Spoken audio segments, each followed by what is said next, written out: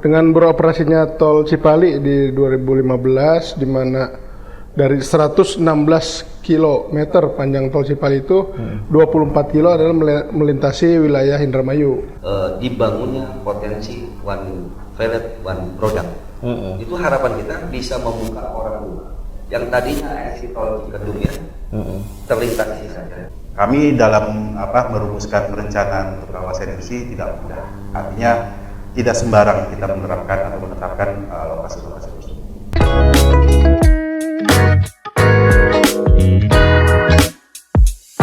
Suara jamu, barang jamu, jambu godong air. Suara ketemu, barang ketemu kalau Kadis PUPR. Siapa Pak Asep namanya tadi? Ya, saya Asep. Oh, Pak Asep namanya Asep. Ada Pak, coba Pak namanya tadi? Omat, Pak. Pak Omat. Ada siapa? Mas Indra namanya siapa tadi? Saya Indra, Pak. Ya, Pak Indra. Ini kita santai aja ya nggak sih? Nggak formal banget, nggak ada yang nonton nanti. Mas Indra sebagai PLT Diskopdagi. Dinas Koperasi Perindustrian dan Perdagangan. Iya, terima kasih. Kalau Bapak Kadis PR. PUPR. Ya, ini yang lagi kita mau ngebahas sesuatu yang lagi rame juga di media sosial, ya kan. Ini saya netizen nih gini-gini nih, ya kan. Saya mau tanya, kenapa Pantura sepi sejak Cipali? Dijawab dengan to the point ya. Siap. Jadi gini, sejak ada Cipali dimulai tahun berapa tuh Pak? 2015. 2015. Emang ketika saya pengen pulang kampung atau mau ke Jawa Tengah atau mau ke Cirebon, ya enak banget sih tinggal lurus, tinggal lurus gitu kan. Cuman impact-nya adalah ketika perekonomian di Pantura jadi sepi tuh. Nah, itu tolong dijawab dengan baik dan benar. Ya, baik, terima kasih. Betul tadi dengan beroperasinya tol Cipali di 2015, di mana dari 116 km panjang tol Cipali itu 24 kilo adalah melintasi wilayah Indramayu. Pantura lah ya. Ya, yang melintasi di Kabupaten Indramayu. Dan tadi tentu dampaknya sangat besar sekali.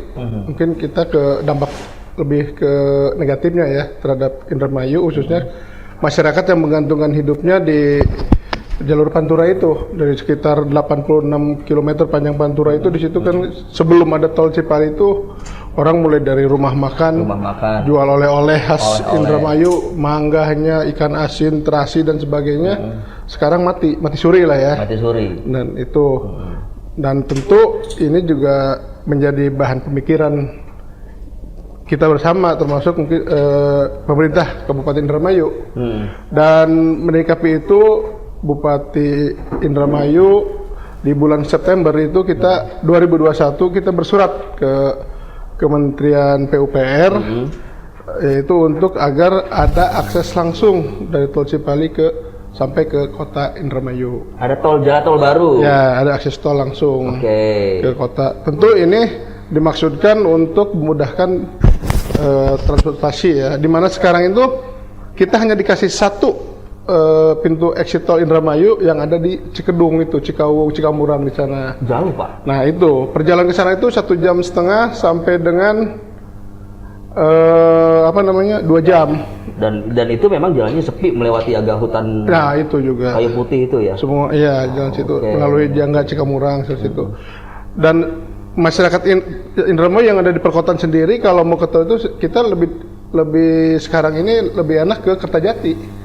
Karena hanya 1 jam ke sana lebih cepat. Sedangkan Kertajati itu kan sebenarnya exit tol untuk Majalengka. Seperti itu. Kadipaten, ya. Sumedang. Nah, akhirnya Bupati bersurat ke Menteri PUPR dan alhamdulillah direspon dengan ada surat dari Dirjen Bina Marga yaitu di 30 April 2022, dan mereka sudah mengakomodir dan sudah mempersiapkan trase jalan tol dari Cipali ke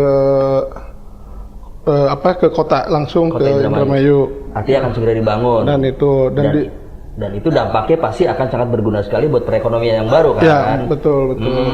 Lalu untuk dampak ekonomi sendiri apa yang sudah dilakukan Pak Indra tadi siapa namanya Pak Indra? Saya Indra, Pak. Oh, Pak Indra, ya benar. Baru kenal.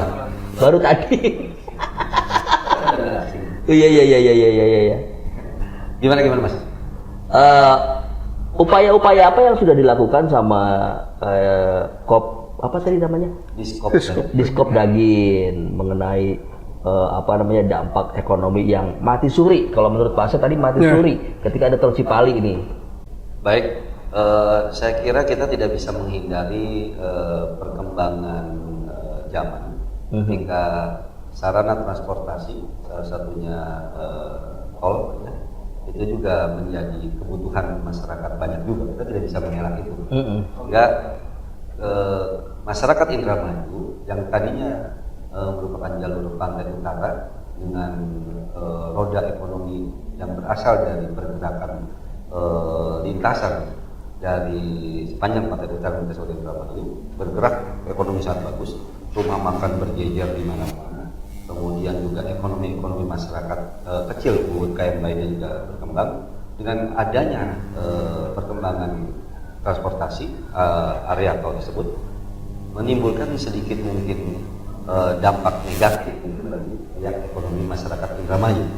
Itu semenjak keberadaan tol 2015 dan itu tidak bisa kita elakkan. Dan dengan kepemimpinan Bupati Indramayu Ibu Ajani itu sudah dipersiapkan dalam RPJMD juga. Kita harus bisa berdiri sendiri yang ditopang oleh perekonomian desa. Hingga Bupati Indramayu menggagas bagaimana satu desa memiliki satu spot potensi ekonomi wisata. Itu untuk agar kita tidak mengandalkan pantura. Ya kan gitu. Kita nggak bisa mengelak itu mati. Walaupun itu akan menjadi rantai ekonomi yang tidak terputus nantinya.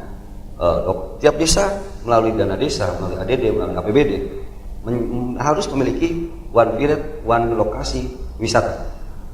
Itu harapannya itu akan menjadi gelombang ekonomi efek di domino berikutnya untuk ekonomi masyarakat.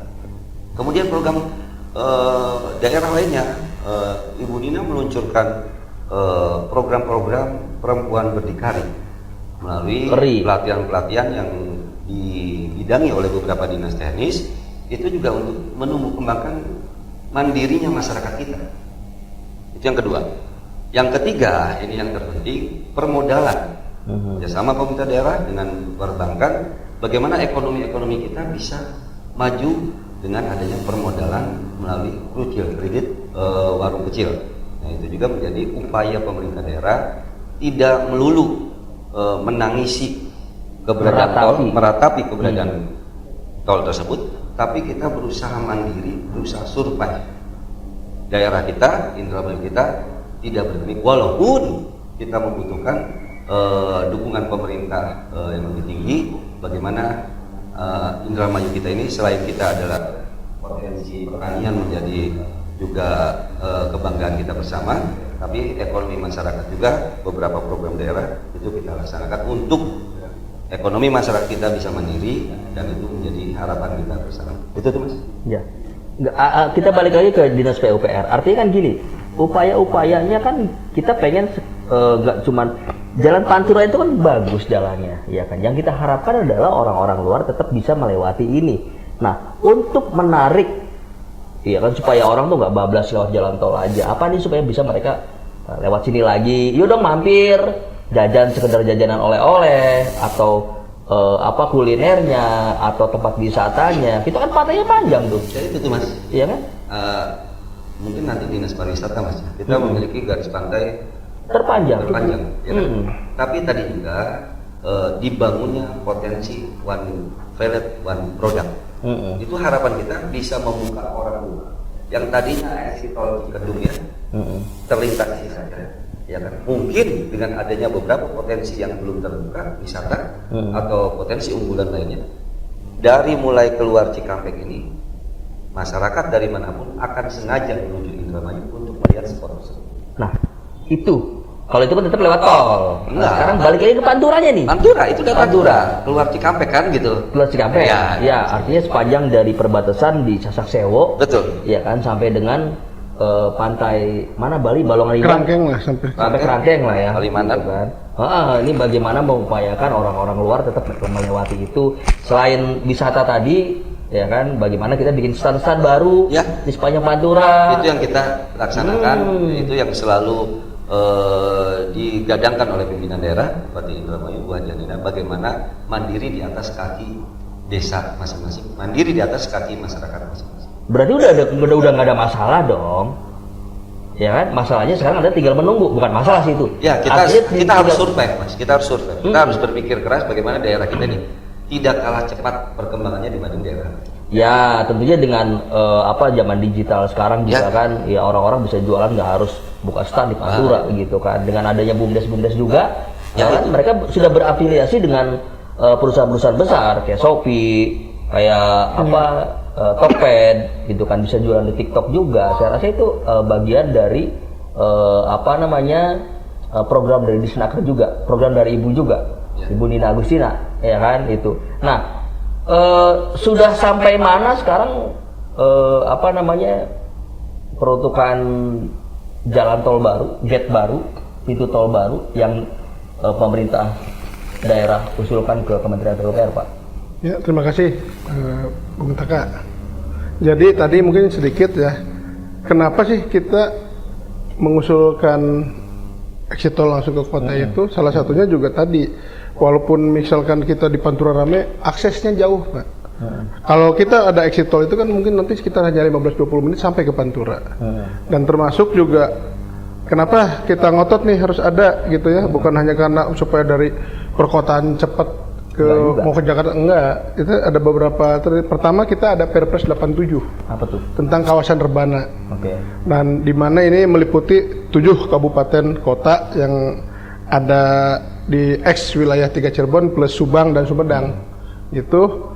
Dan di situ salah satunya adalah titik beratnya Kabupaten Indramayu itu mempunyai diperuntukkan untuk kawasan industri atau kawasan peruntukan industri.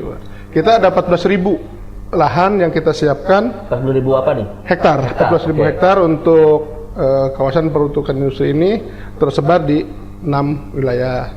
Dan itu tadi tentu nantinya dengan kalau kita sudah selesai, kita sedang revisi RT RW ini selesai, insya Allah kita selesai tahun depan, investor mulai masuk, tentu Pantura juga akan terkena imbasnya. 6 titik itu di mana kalau boleh tahu? 6 itu pertama adalah dari barat yaitu Sukra, Patrol, Kandang Haur dan Losarang, kemudian daerah Kerangkeng, dan Junti, Balongan Junti ya wilayahnya di situ. Kemudian yang Tukrana ya, Tukrana Trisini Gantar. Nah, artinya itu sebuah berita baik dong ketika satu jalur Pantura itu kan berpengaruh pada ekonomi perdagangan paling tidak, ya nggak sih? Sekarang ketika ada berita dari Pak Kadis PUPR soal ada industri yang akan masuk, investor yang akan masuk, itu membuka sebuah peluang pekerjaan baru, ya kan, ekonomi baru. Jadi sekarang tinggal disiapin apanya, skillnya, ya nggak sih? SDM. Itu apa yang dikhawatirin? Jadi netizen apa yang dikhawatirin? Sebenarnya butuh sabar aja sih. Sabar. Ya nggak sih? Sabar. Ada proses, semua berproses. Semua berproses, tapi tetap berjalan gitu kan untuk kebaikan semua masyarakat Indramayu. Pak Ahmad? Siap, Kang Darga. Ya, memang isu saat ini untuk Indramayu lagi seksi sepertinya. Apa tuh seksi? Seksi dalam artian tadi berproses, kami pun juga berupaya di dalam penyusunan tata ruang mengikuti dinamika perkembangan ini. Hadirnya Perpres 87, kemudian ada beberapa perencanaan yang lainnya di tata ruang, kami segera harus menyesuaikan diri. Tadi yang disampaikan Pak Kadis bahwasanya rencana untuk mendukung rencana jalan tol, ya tentu kita harus menyiapkan ruang-ruang investasi berkaitan dengan rebana tadi, dari mulai Sukra, Patrol, Kandang Haur, Losarang sampai Balongan, itu merupakan zona-zona yang nanti diperuntukkan sebagai kawasan peruntukan industri. Jadi jangan khawatir, mungkin bagi para investasi, kami di dalam rumusan, di dalam tata ruang ke depan, itulah menjadi suatu area-area yang menjadi nilai ekonomi untuk dikembangkan di sana. Termasuk begini, terkait bicaranya jalan tol, kita juga kenapa istilahnya tuh katakanlah maaf ya, ngotot kita nih. Karena apa? Indramayu saat ini sudah punya embarkasi. Embarkasi. Nah, itu itu simpul yang menuju ke arah Pantura yang akan menjadi jembatan kepada Bandara Kertajati. Jadi kalaupun memang pemerintah pusat sudah memberikan lokasi embarkasi di Indramayu, ya kita harus dukung infrastruktur itu. Termasuk mungkin bahwa di simpul itu juga Indramayu dekat dengan Balongan. Indramayu Kota Kedung. Balongan itu apa? Itu ada nanti industri petrokimia. Sehingga pola-pola dalam pengembangan ke depan bahwa wilayah Pantura itu yaitu kita kembangkan sebagai termasuk seksinya begini. Memang Indramayu tetap kita upayakan sebagai ketahanan pangan nasional. Jadi antara seksinya antara sektor pertanian dengan sektornya industri ini kita harus balance dan harus berkesinambungan. Sehingga apa yang menjadi rencana ke depan tidak saling tumpang tindih.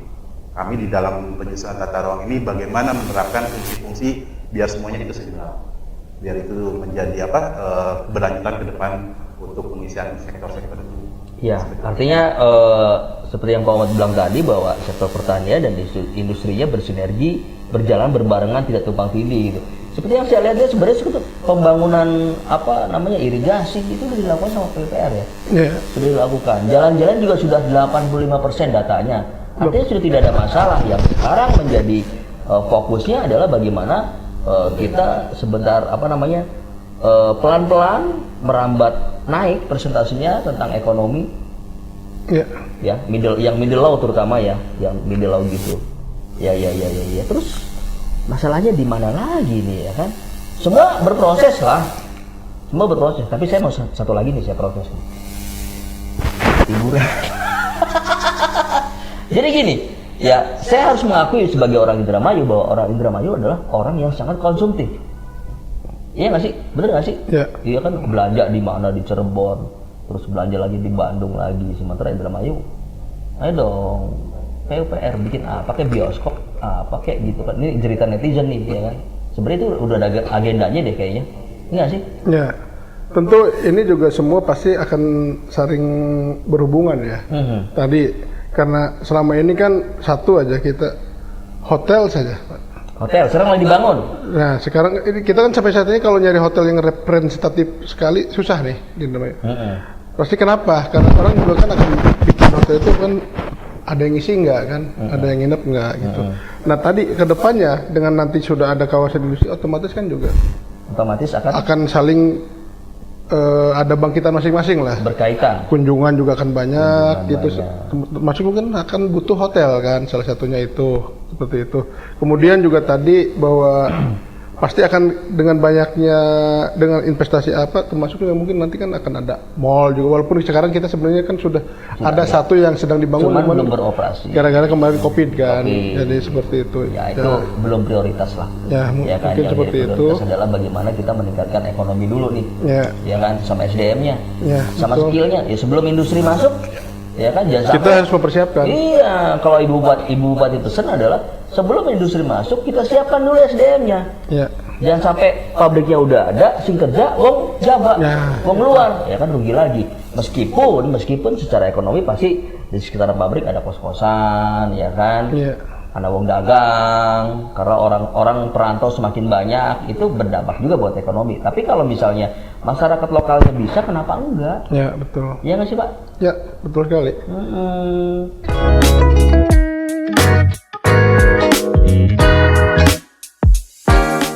Setelah penjelasan Pak Omar tadi tentang bagaimana harus industri antara industri dan pertanian harus balance, ya, kita mau bertanya lagi nih. Tadi kan katanya Ibu Bupati sudah mengusulkan bagaimana membangun tol gate Indrajati. Itu tahapnya udah sampai mana? Jangan wacana aja nih. Ya. Jadi tol itu tadi bahwa setelah masuk SAP sebenarnya di tahapan itu periodenya itu mulai 2025-2029 Om. Sepanjang? Panjangnya sekitar 48 kilo. Oke. 2005-2029, tapi Bupati mengharapkan ada percepatan lah. Percepatan kemudian di Desember 2022 bersurat lagi agar percepatan. Dan alhamdulillah di 2023 ini Kementerian PUPR menganggarkan untuk pra-FS-nya, kegiatan pra-FS jalan tol Kertajati Indramayu ini. Dan saat ini sedang proses penyelesaian dari pra-FS ini, dan saat ini juga sudah mulai ada trase dari beberapa alternatif ini, sudah ada trase yang terpilih yang tentu akan nantinya dilanjutkan dengan tahapan-tahapan berikutnya gitu. Artinya sudah pada tahap pembebasan lahan. Belum tahap. Belum. Jadi kita sedang ke kajian pra-FS dulu, yaitu kajian itu ada 16 tahapan yang harus dikaji, dan setelah itu nanti ada FS-nya, basic design, kemudian DD dan raw plan, dan terakhir ke penlock. Baru setelah itu ke pembebasan lahan. Dan tapi kalau boleh tahu daerah mana saja nih yang supaya nih yang nonton tahu nih daerah mana aja nih yang bakal dilintasi sama tol baru Indrajati. Tahu nggak singkatnya Indrajati? Indramayu Kertajati. ya, Bener ya Pak ya? ya betul. Boleh tahu di melintasi daerah mana saja? Dan untuk trase yang rencananya yang sudah terpilih kemarin itu, kita nyambungnya itu dari nantinya ke perempatan Cisumdawu. Dari Cisumdawu sana, kemudian nanti arah ke Indramayu itu nanti kita ada akses sendiri untuk ke Bandara Kertajati, di mana saat ini kan baru ada satu pintu masuk ke Kertajati itu, jadi nanti ada dua. Jadi dia masuk ke arah tol Indramayu dulu, belok ke Kertajati langsung. Jadi kita punya sendiri lah nanti pintu sendiri ke Kertajati. Kemudian nanti ada exit tol lagi di Widasari. Oh deket dong. Ya, di Widasari itu nanti untuk mengakomodir Jatibarang, kemudian Karangampel, Kedokan Bunder, sekitarnya lah di situ. Kemudian ada exit tol satu lagi yaitu di Lobener. Nah ini tadi yang disebutkan oleh Pak Omat untuk embarkasi haji yang ada di Lobener, kemudian juga untuk mendukung nanti dari Kandang Haur, Losarang, untuk yang rencana kita ada kawasan industri juga di situ, aksesnya agar cepat masuk ke situ. Dan yang terakhir nanti akses yang ke perkotaan. Sebenarnya apa yang dilakukan oleh Ibu Bupati ya agak ngebut juga ini. Ya, Bukan ngebut lagi ini kayaknya. Gaspol. Iya, iya nggak sih. Soalnya bisa bayangin beliau mulai menjabat tuh dari tahun 2021. ya betul. 2021, 2022, hampir 2 tahun kita mengalami COVID, tahu semua lah semuanya. Ya, betul. Artinya tidak ada upaya-upaya pembangunan yang signifikan. Semua menunggu reda dulu, ya kan. Baru mulai di 2023 di awal, dan itu kita baru setahun udah ngebut. Ya, betul. Dan setahun ini kita ngebut pembangunan, terutama jalan ya, PUPR jalan sudah 85%. Buat saya luar biasa sekali lah, gitu kan. Jadi belum lagi ada program-program lain, 10 program Ibu Bupati ya mengenai ekonomi UMKM, peri, krucil dan lain-lain. Sebenarnya itu perlu ditingkatkan lagi gitu loh. Sebenarnya apa ya yang perlu dikhawatirkan adalah sebenarnya butuh dukungan masyarakat aja sih. Ya betul. Ya nggak sih? Mudah-mudahan apa yang sudah dijalankan, mohon bersabar, tinggal dikit lagi.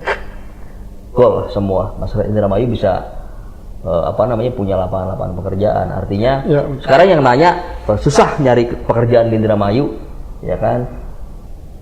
Anune metu je, ninjaba dan segala macam. Nah, sudah ada pernyataan tadi dari Pak Kadis PUPR bahwa di kota Indramayu ya ada 6 titik, ya saya ulangi ada 6 titik yang akan ada pabrik-pabrik industri. Kita belum spesifik industri apa ya Pak ya. Pastinya yang di Kerangkeng tuh nih yang udah ada bocoran di Kerangkeng bakal dibangun pabrik sepatu. Ya kan? Ya. Jadi menurut saya siap-siap aja. Ya kan? Kita skillnya kita tingkatin, ya kan. Program Ibu tuh kan tetap ada ijazah lah ya. Artinya di salah satu programnya adalah jaket kejar paket. Ya. Jadi buat adik-adik, ya kan, buat kakak-kakak yang putus sekolah, ya kan, bisa kejar paket, bisa ningkatin ijazahnya lagi yang dari SMP atau SD jadi SMA. Karena di industri sepatu nggak butuh sedikit orang, banyak orang loh, ya kan. Sayang banget kalau misalnya dari luar. Kasih bocoran lagi dong Pak, industri apa aja bakal masuk selain sedikit sepatu. Mungkin menjelaskan terkait yang pabrik di Kerangkeng. Betul waktu itu investornya langsung datang ke Ibu Bupati, saya ikut mendampingi. Dari mana tuh Pak investornya Pak? Itu dari Vietnam. Vietnam. Ya, Wah, Vietnam. bermerek dong Pak sepatunya. Ya, jadi sepatu di sana sebenarnya sepatu custom sih, bukan yang dijual umum. Oke. Rencananya. Sepatu custom. Dan yang jelas mereka di Januari ini sudah ingin mulai pembangunan, diharapkan di Oktober November Tahun depan. tahun depan itu mereka sudah bisa operasional. Dan kemarin juga mereka, ya Ibu Bupati juga sudah cerita langsung lah, berharap agar semaksimal mungkin ini tenaga kerjanya menyerap lokal, dan mereka juga sangat welcome. Termasuk juga ini nih, mumpung ada waktu tadi bahwa kita harus mempersiapkan, jangan sampai hanya menunggu-nunggu tapi nggak ngapa-ngapain gitu ya. Sebagai bocoran sekitar 3.000-an lah rencana tahap awal itu penerimaan, dan sebagian besar itu nanti untuk para Penjahitnya ya. ya. Betul. Ya, balik lagi bahwa segala sesuatu yang dilakukan oleh Ibu Bupati ini sudah semakin masif dan ngebut, Ya. ya kan. Nah, Pak Omat, balik ke Pak Omat nih, perihal pertanian, ya kan. Kita ini jadi salah satu lumbung pangan nasional, ya kan. Tapi kita sering kekeringan nih, kita harus dijelasin terus lagi nih.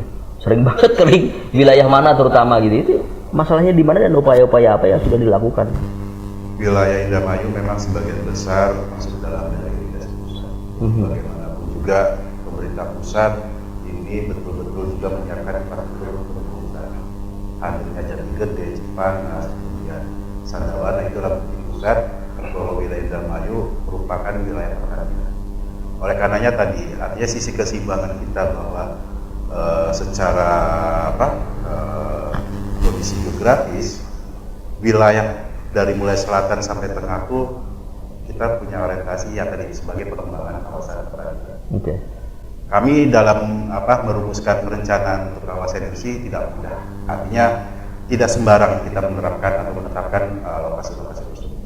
Kenapa kita juga menempatkannya di wilayah hilir? Artinya ini merupakan suatu strategi di dalam melihat kondisi bahwa wilayah hilir itu katakanlah secara produktivitas bahan pertanian memang kurang. Ya, termasuk dalam peruntukan yang ada saat ini pun tidak serampangan gitu. Dalam arti bukan lahan pertanian yang produktif kita develop menjadi kawasan Industri. ya demikianlah maksudnya, sehingga keseimbangan kita di Balang itu bahwa kita semangat di dalam mempertahankan kawasan pertanian sebagaimana program Bupati juga, kemudian kita juga bagaimana menciptakan kesempatan kerja. Artinya multiplier efek yang dihasilkan dari kawasan industri sangat besar. Mungkin kita juga akan hadir beberapa sektor informal. Justru sektor informalnya inilah yang menjadi pengembang ekonomi lokal. Ya, tadi mungkin ada hadirnya pos-posan, warung, kemudian mungkin jasa angkutan. Itulah yang mungkin yang harus kita dukung. Termasuk mungkin ke depan para investasi ini juga harus tertib. Artinya tertib itu harus memang Para investor ya? Para investor ini ya. Artinya tertib itu gini, yuk ikuti ketentuan aturan ketika dalam proses perizinannya. Jangan sampai istilahnya di dalam proses ini mengindahkan hal demikian. Termasuk di lapangan mungkin masyarakat pun juga ikut bisa memantau ya, membantu. Artinya jangan sampai begini, sudah kita declare bahwa lokasi-lokasi demikian yang hadir regulasi. Ini sangat mengganggu terhadap terwujudnya pengembangan untuk bangkitnya daripada suatu pembangunan itu. Artinya jangan berantakan Pak ya? Jangan berantakan. Izin bangun dikit, jauh izin. Jangan. Layoutnya belum jadi, ngebangun aja akhirnya berdampak pada lingkungan sekitar. Drainasenya nggak bener, banjir, ya kan, jadi macet, antara jalan sama itu juga nggak sinkron. Jadi inget ini buat investor juga bukan berarti kita mempersulit ya, tapi bagaimanapun bahwa semua harus balance. Selalu yang Pak Omat bilang semuanya harus balance antara industri, pertanian, pembangunan, ya kan. Terus untuk ekonomi informal juga ya mungkin akan menjamur, itu pasti gitu. Tapi bagaimana kita mengakomodir itu menjadi baik dan benar kan gitu Pak. Ya sih. Pak Indra nih, balik lagi Pak Indra soal UMKM. Ya sih, upaya-upaya lagi selain mungkin tadi ada peri, terus ada lagi krucil, ya UMKM-nya gitu. Kita sebenarnya gini, saya ingin meniru daerah-daerah lain, bagaimana daerah-daerah lain itu sih. Contoh dodol aja, dodol. Ini kita punya dodol yang enak banget, ya kan, di Karangampel.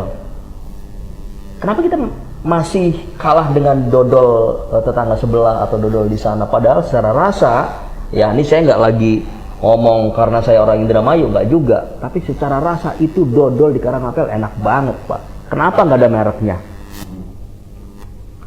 Udah Pak, Oke. Ibu Bar ya.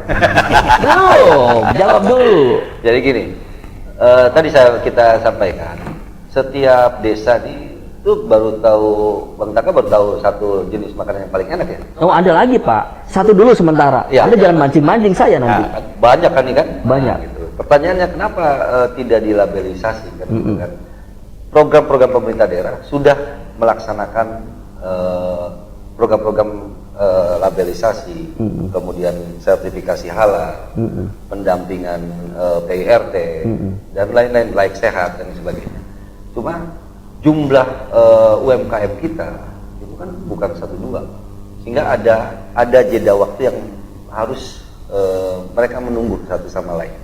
Kita bertahap. Kemudian kedua juga, produk itu adalah produk tradisional yang diproduksi rumah-rumahan, Home industry. home industry. Oke. Kadang-kadang ketika kita coba publis, tawarkan kerjasama dengan Indomaret, saya tidak nyebut ya, minimarket, Minimarket, ya, Indomaret, Alfamart, gitu. toko modern ya seperti itu.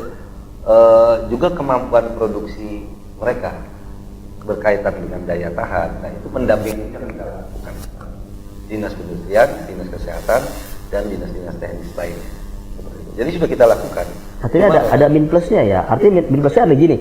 Mereka mempertahankan rasa, tapi ketahanannya nggak lama. Artinya mereka real, nggak pakai bahan pengawet. Iya. Terus Oke. juga memang mereka kan tidak bisa dalam durasi lebih dari 1 minggu tuh makanan kan gitu. 3 hari juga udah, 2 hari juga udah ini kan. Nah itu pendampingan, karena kita juga nggak bisa makanan itu enak, gimana caranya supaya dia tahan lama. Cuma akan berubah kan. Akan berubah. Jadi itu kita lakukan kerjasama dengan beberapa dinas. Kemudian satu lagi hal terpenting, pemerintah daerah buat Indramayu, Ibu Nina, sekarang sudah merancang, sudah kita akan melaksanakan moratorium untuk minimarket, toko modern. Oke. Nah, itu bertujuan apa? Menjaga aktivitas ekonomi masyarakat berkembang. Sehingga kita akan atur formula bagaimana satu sisi mereka bisa investasi karpet merah untuk investor yang masuk ke Indramayu. Itu adalah slogan pimpinan daerah kita. Kita silakan berinvestasi di Indramayu. Kita bantu perizinan seperti itu. Tapi kita atur formulanya jangan sampai kehadiran Ekonomi lokal. ya, jadi kita atur, sementara kita moratorium, kita akan atur formulanya bagaimana mereka bisa berinvestasi dengan beberapa ketentuan yang akan kita atur. Artinya semua harus sesuai prosedur. Itu yang pasti. Tidak berantakan. Karena mereka bisa berusaha di Indramayu, kita permudah, tapi mereka juga memiliki kewajiban yang sama untuk kemaslahatan masyarakat kita. Yes. Kayaknya udah terjawab semua nih, ya kan? Kita udah banyak banget perihal program-program Ibu Bupati yang dalam setahun ini beliau sangat ngebut, sangat masif, mulai dari pembangunan infrastruktur, pertanian, industri, pariwisata, hiburan. Aduh, kayaknya saya yang coba aja pusing Pak, apalagi beliau kan. Gimana? Jadi, makasih. Oke. Pak Asep, Pak Omat, Siap. siapa Kang Indra namanya? Nggak ada pertanyaan lain, ini lagi panas. Udah kepanjangan. Oh, siap, Kita akan siap. season aja ya kan. Sukses terus. Intinya dari apa ya pertanyaan netizen di media sosial perihal jalan tol, perihal pantura, perihal dunia hiburan, perihal infrastruktur, terus juga UMKM, ya kan, sudah terjawab semua.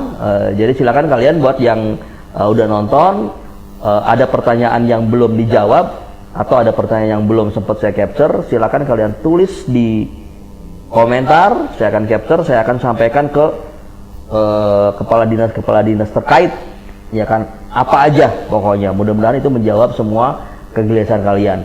Terima kasih Pak Asep, Pak Omat, Pak Indra. Kita ketemu lagi di Bisik-Bisik Tetangga. Bye. Baik. Assalamualaikum.